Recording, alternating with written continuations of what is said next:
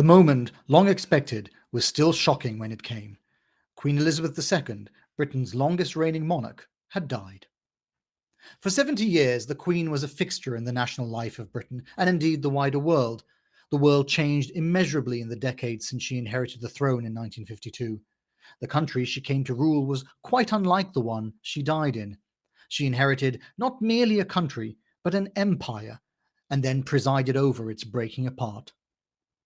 Although the death of the Queen was expected, as the ritual of its declaration demonstrated, it still leaves the country in a deeply uncertain state, an uncertainty that extends to the 14 other countries in which she was the head of state, as well as the wider Commonwealth. In this podcast, we will hear the scene outside Buckingham Palace in the immediate aftermath of the Queen's death, as well as exploring what her passing means for the country as a whole. I'm Faisal Al Yafai. From New Lines magazine, this is The Lead.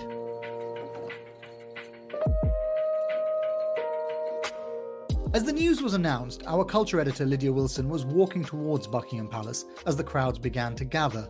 I spoke to her from the Mall, although our conversation was frequently interrupted by blackouts as the phone lines were overloaded by thousands of mourners. So Lydia, tell me, what can you see?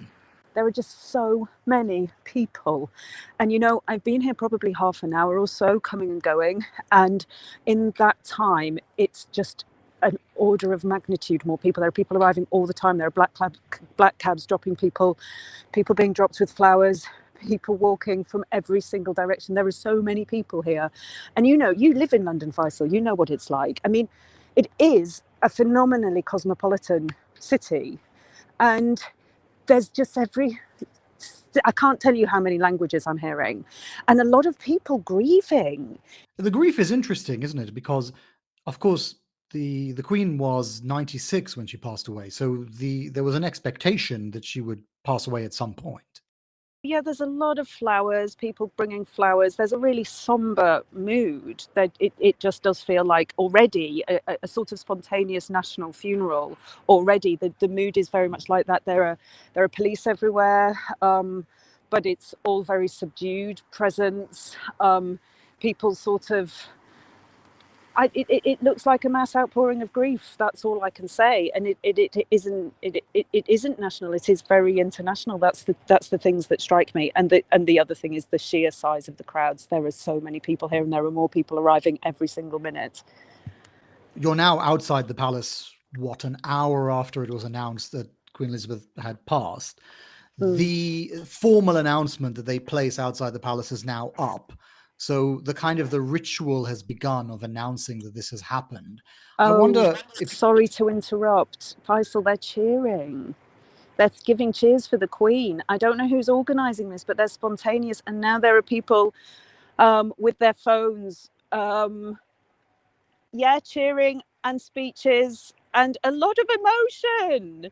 It just is all a very spontaneous outpouring. I think there's so much affection here for her.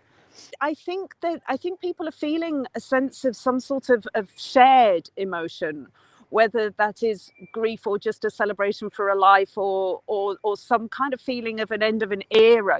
There's a sense that people are coming together in a point of history. I've got a lot of people texting me saying I'm on my way.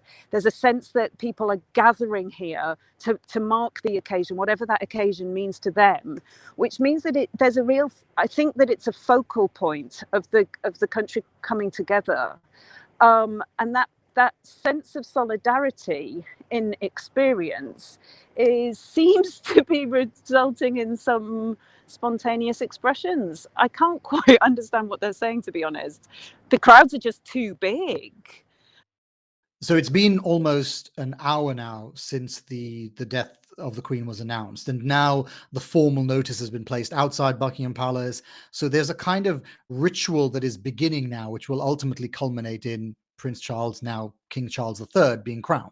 Yes. The ritual isn't so striking here. People were waiting for that notice. I arrived about, I think, 10-15 minutes after the announcement on the BBC, because I was in a pub just 5 minutes away. So I just walked down here, and there were very few people here, just the normal kind of tourists. And that's what everyone was waiting for, that black announcement that gets pinned up. And I waited, but now I'm too far away from there to actually see it. people were waiting for the ritual and not really getting it. You know, there's a couple of beefeaters doing their normal guarding job. I don't know, they'll be the most photographed guardsmen in the palace's history, I should think. And I think you being in London gives you a sense that this is not merely an occasion for one country. It's an occasion in some ways for the whole of the world. You talked a little bit about the crowds and the cosmopolitan nature of the crowds, but already you hear the tributes coming in from all around the world for this woman who had been reigning for so many decades, was so recognizable. Well, I mean, yeah, it's, of course, Britain isn't a big country, but she's involved politically in so many more countries, head of state, queen, of tens of countries around the world that form the Commonwealth. This is a global affair, and however important it is to some countries, you know, there's more importance, constitutionally speaking, to some than others. But still, there is that involvement of the Queen in their country's histories of millions and millions of citizens around the world. And to be honest, I see that reflected in the crowds today, or just the sheer amount of emotion from so many different types of people here today. And what do you think now will happen to the institution? Because, of course, once King Charles III is crowned, he will become the focus of the press, the focus of the public on the monarchy. And as you say, there's immense affection for the person of the Queen. I wonder if there will be quite as much affection for the person of Charles III. Well, exactly. That's all to be seen, isn't it? And it is very important. And he's a very, very different person, and he's had an extremely different life. He's been monarch in waiting for all his, what is he now, into his 70s? Yeah, 73, exactly. Yeah, he's been the heir to the throne for 70 years, for 7 decades. And that's just an extraordinarily odd life. He's now the age when most people in this country have retired. Yeah. And he is now getting the chance to do the job for the first time. So we don't really know what, even though, of course, he's deeply familiar to all of us, we don't really know what kind of king that life produces, or the differences he will make. And, you know, we're all a bit hazy on the exact role of the monarch. I think around the world, there's mass confusion about what the Queen actually does and what powers she has, which is very little, actually.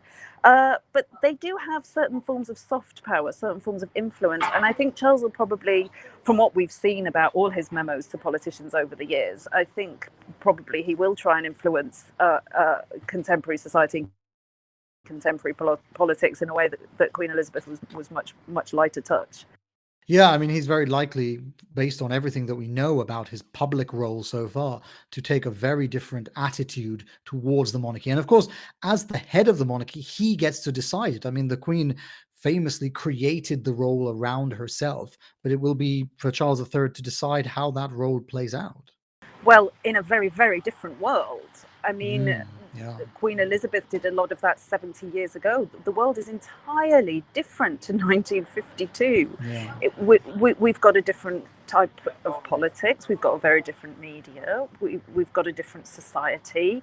We've got a very different class system now. I mean, of course, it's the same in some fundamental respects, but it's also changed a lot. And so he's going to find it very much harder. There's more scrutiny going to be on him.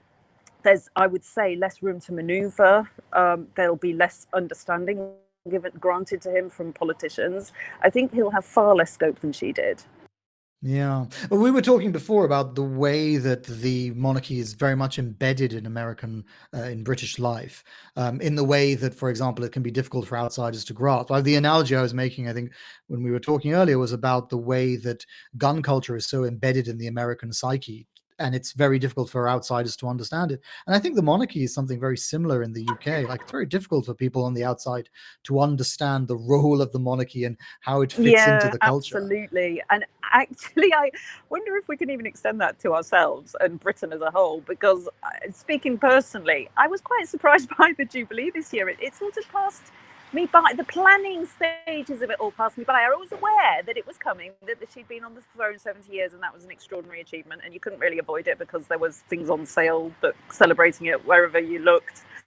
But when it came round, and everybody, it seemed, in my town was having a street party, I suddenly realised that it was quite a major event for people in a way it wasn't for me. So that was an insight to me. The Jubilee this year was an insight that actually there still was maybe a lot more affection and pride in the institution than I had realised as a Brit. Yeah, I think there's quite a lot of latent feeling towards the monarchy. I actually think you will experience something very similar when Charles is crowned. I think you will see a certain pageantry that we haven't experienced in a very long time. And I think it will make people believe things about the royal family and about the monarchy that perhaps we thought could only be vested in the person of the Queen. It'll actually turn out that it is vested in the person of Charles now as well. Yes, I do wonder what that will be like, and I wonder how the press and public are going to respond to that kind of thing. Actually, the BBC, when they did the announcement, they ran some of the footage from the coronation back in 1953. It was famously the reason why lots of people in this country bought a TV.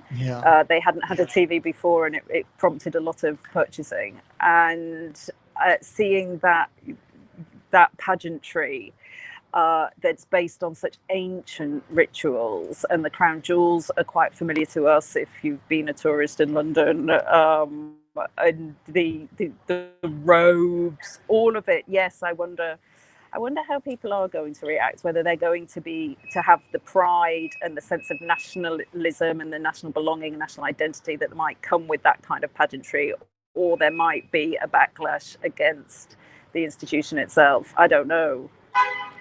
I do think that it's quite interesting to think about it. I mean, we've only, we're literally, an hour and a half after the announcement.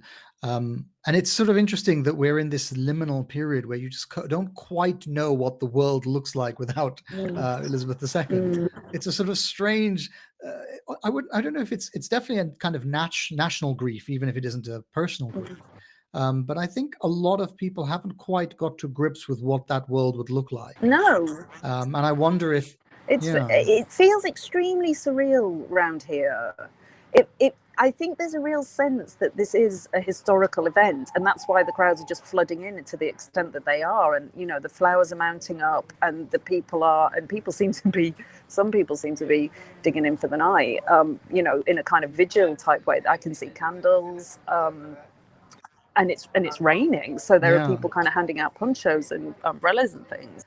So there's a sense that there's something incredibly important and historic, and maybe one of the most important things that's happened for a while. There's a sense of that importance of it all, but at the same time, I don't think people are grasping it.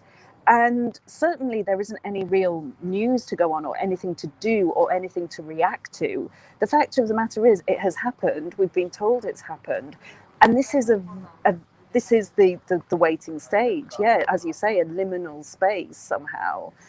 And we don't really know, do we? We don't know what the future brings. In a way, it's going to show us what a monarch actually does, because none of us have ever experienced a different one. And now seeing a different one take on the same job will potentially show us more about Queen Elizabeth herself and how she did it, in the difference to the reign of King Charles III. As mourners gathered outside Buckingham Palace in London, in America, Joe Biden led the tributes to her life, ordering US flags to be lowered to half-staff to mark her death. Her Majesty Queen Elizabeth II was more than a monarch, he said. Her legacy will loom large in the pages of British history and in the story of our world. America's relationship with the monarchy is complicated, said Amie Ferris Rotman, speaking from her home in London, and touches on politics, identity, and even a longing for the old world. Well, let's start with your observations. I mean, you've been watching the news for the last nearly coming up to 3 hours now since the death of the Queen. What are your feelings about what's happened, and how are you reading the news? Well, when Buckingham Palace said earlier today that she was that the Queen was in very poor health and that it was being monitored, you know, I had to take a double take and think, okay, well, something clearly serious is happening here, because they don't make statements like that very often. And she obviously, well, she was 96. She has had loads of health scares in recent years. But yeah, so something that was different this time was the way the coverage kept rolling. So BBC, all the newspapers, all the British media kind of went with the fact that she was sick. And so, and it felt very much like the end. Yeah, what was your interpretation of that? Because it was very stage managed. I mean, she passed away in the early afternoon, but as you say, there was all this choreographed news coverage up until 6:30 when they finally admitted that she had already died. It was super choreographed, but I also think the Canadians, who are part of the Commonwealth and have the Queen on their money, they kind of gave it away. And a lot of Canadian journalists started tweeting, oh, wait a minute, all public institutions are going to be shut tomorrow. And that's before Buckingham Palace had announced that she was dead. And so I just thought, oh, okay, clearly this is, these are the final moments. I mean, Britain is a rather hysterical country. I think that's a fair, when it comes to the monarchy, especially. I mean, look at the pageantry we saw on display with the Jubilee in June of the Queen. I mean, things were quite over the top. For the Jubilee, we were given an extra day off on a bank holiday weekend. Every single public institution seemed to be celebrating it. I mean, it was I don't know. I remember remarking at the time, and it's going to sound a bit controversial, but I've spent a lot of time living in Russia, and it kind of reminded me of that for a moment. Interesting. And in what way? Well, in the sense that the state and the country and the people were expected to give 100% devotion to the Queen. This was on her Jubilee in June, the latest Jubilee, her last Jubilee. And if you didn't, you were seen as a party pooper. You know, you were seen as bringing down the mood. It was not a day for Republicans, I mean, or republicanism with a small r in the UK. I mean, there is a Republican movement here. It's pretty small and it's on the fringes. Maybe it will grow after her death. We'll see. Yeah, I mean, what do you think about that? Do you think that it's likely to engender a change in the mood of the public towards the monarchy? I don't know. A lot of people, a lot of commentators have always said that once the Queen dies, people within the UK, but also abroad, but people within the UK are going to start to feel differently, because the Queen, simply by the fact she was with us for almost everyone's life. I mean, she was 96. Almost everybody's life. Yeah, exactly. So, I mean, she reigned, you know, for 7 decades. But now you've got Prince Charles, now King Charles, and he's also not very well liked here and abroad. I'm very interested to see in the coming weeks, after he's crowned Charles III, how much of that people will just forget. As you were saying, you know, people have known about his love of talking to plants and his letters to the ministers for so many years and decades. But I wonder if to some degree, when he actually ascends to the throne, people will forget all of that and they'll invest some of their reverence for the monarchy in the personhood of Charles. Well, it's going to depend on how state institutions are framing it as well. A lot of things here already have him as a patron. Hundreds of institutions. Hundreds, yeah. I mean, and he's also got a very popular charity, the Prince's Trust, which does very valuable work as well. So I wonder how quickly, things will change in his favor once he's crowned.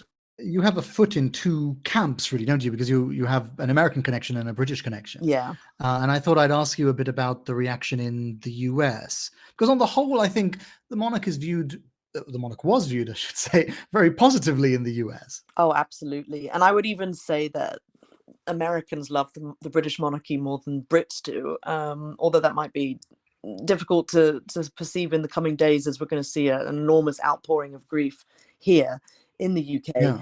But I think Americans, because they do not have one, because of some sort of romantic, fanciful notion that is in the American general public consciousness about what England means, this kind of quaint country where people drink tea and have a royal family. And have a royal family, Yeah. yeah, absolutely, yeah. I mean, yeah, and turn out in the rain to weep for the woman who's passed away, which is what Exactly. they're doing right now as we speak. Literally right now. I mean, it is pouring buckets as I speak to you, and the crowds at Buckingham Palace are just getting bigger and bigger. President Biden, about an hour and a half ago, or maybe an hour ago, put out a statement, a very long statement, saying how fondly he remembered meeting the Queen in the 1980s, and that she defined an era and stood by America during its darkest days, which he described as 9/11. But I mean, the Queen was also there at the beginning after the horrors of World War II. Yeah, I mean, that's sort of fascinating that people would probably ascribe the darkest days of Britain to the Second World War. And now President Biden's ascribing the darkest days of America to post 9/11, 9/11. And she lived through both of those periods. Exactly.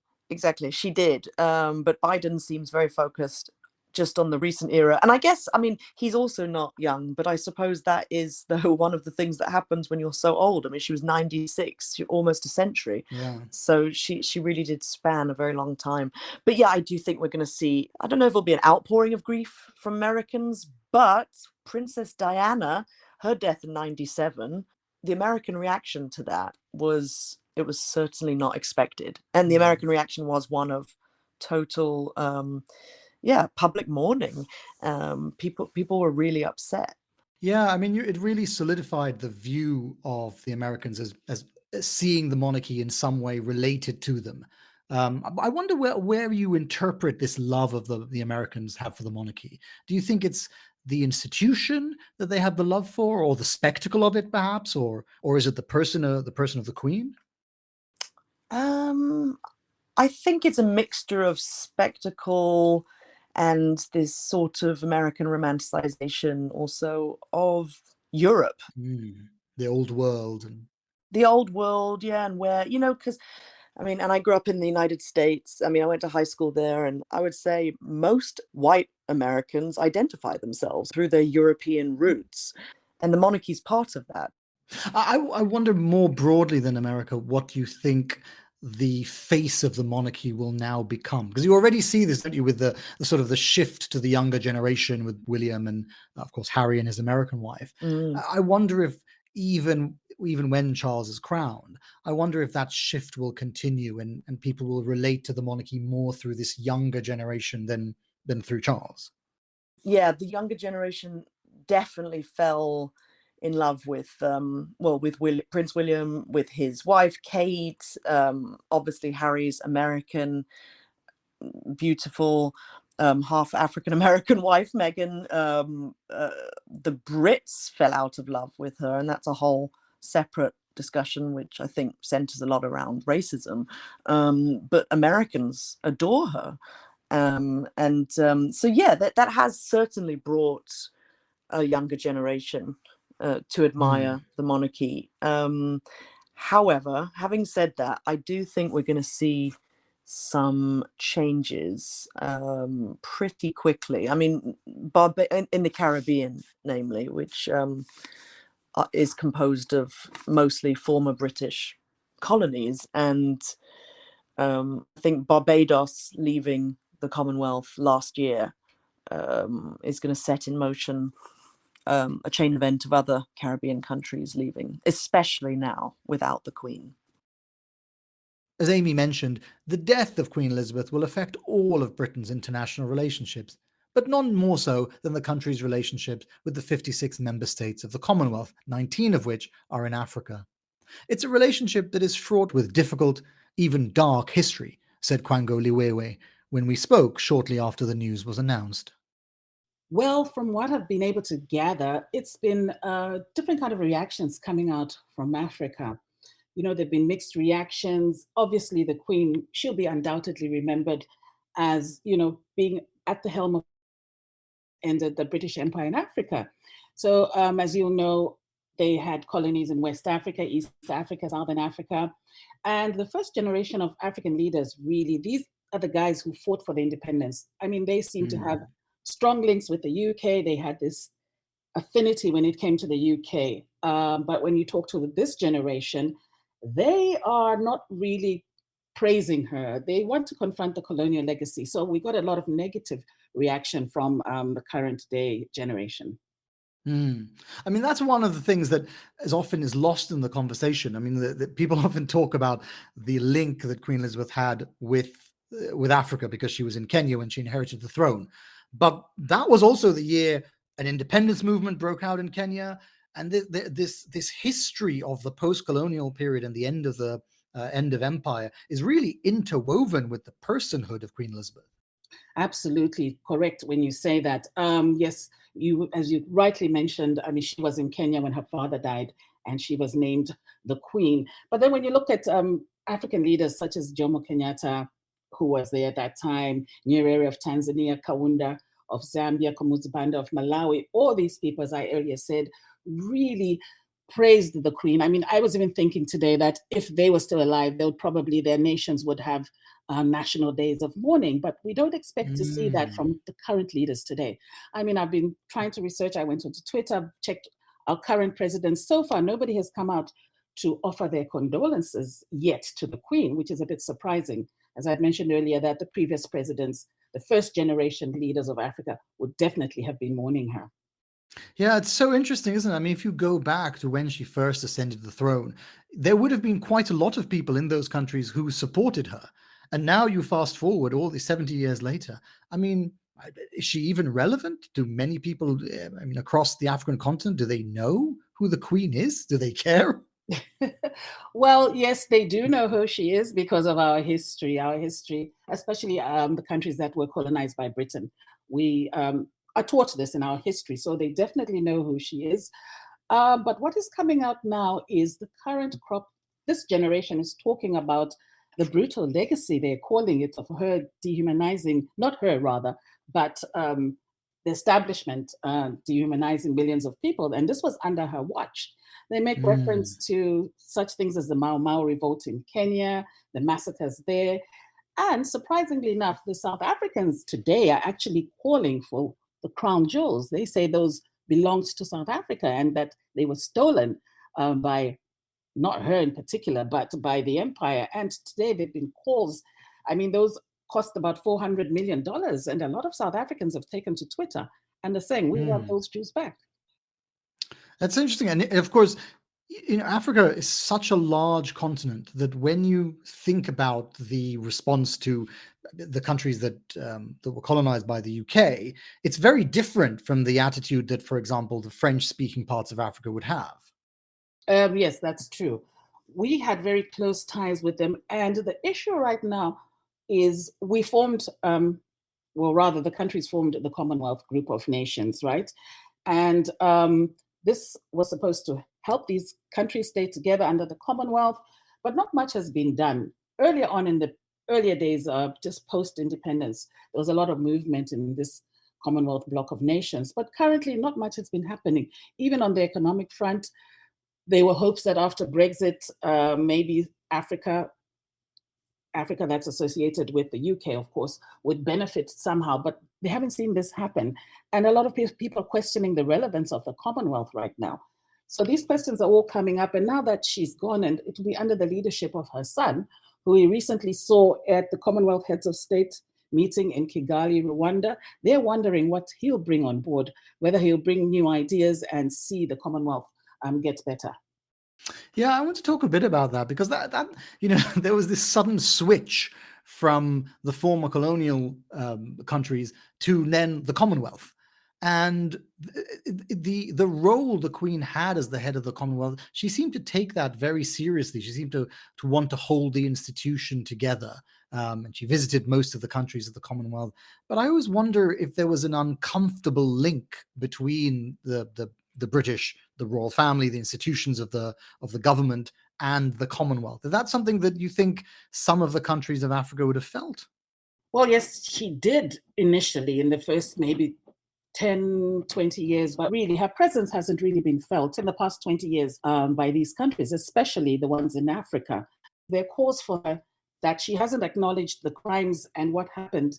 For instance, as I mentioned earlier on with the Mau Mau, what happened in India, the country being plundered by the East Indian Company.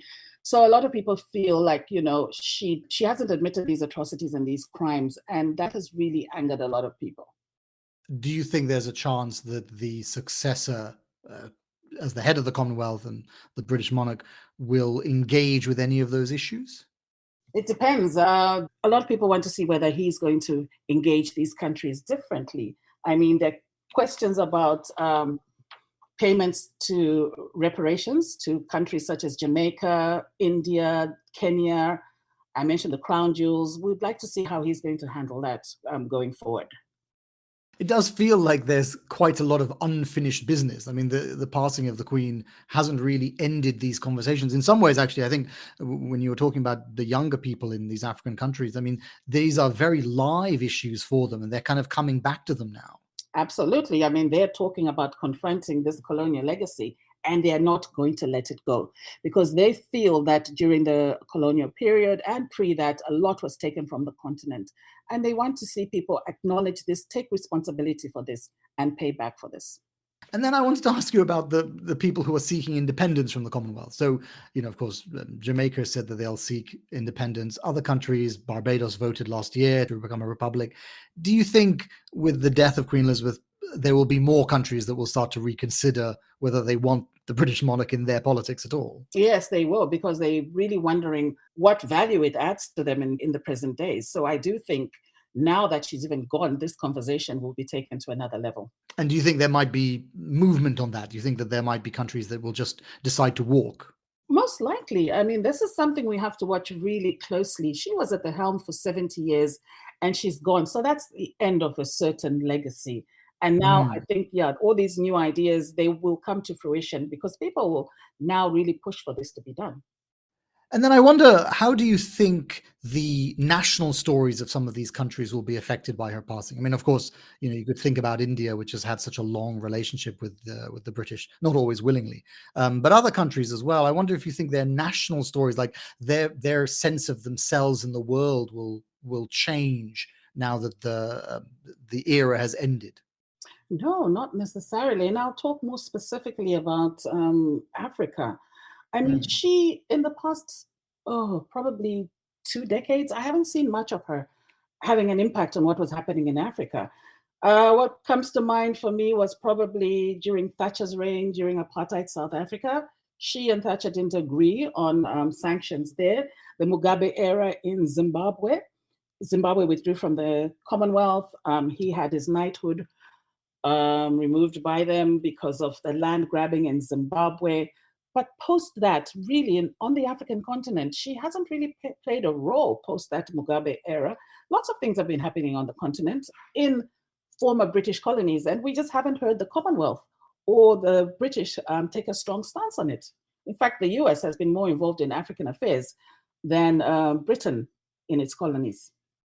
It sounds like you think that the formerly British colonies have moved on at a pace, and the story of themselves has moved on with them. And perhaps the British, and certainly the institutions of the British, like the monarchy, have just not caught up with that. Not at all. And if you look at the Commonwealth itself, and I'm talking more specifically about Africa, if you talk about the Commonwealth to any person walking in the streets of Lagos, for instance, you talk about the Commonwealth, what do they talk about? What do they think of immediately? They'll think about fellowships, think tanks, universities, scholarships, and that's it. This has been The Lead, the New Lines magazine podcast. You can read more about the passing of Queen Elizabeth II on our website, newlinesmag.com, with a new essay by Lydia Wilson. And you can follow Lydia on Twitter at LSMWilson, Amie at Amie_FR, and Kwangu at K Liwewe.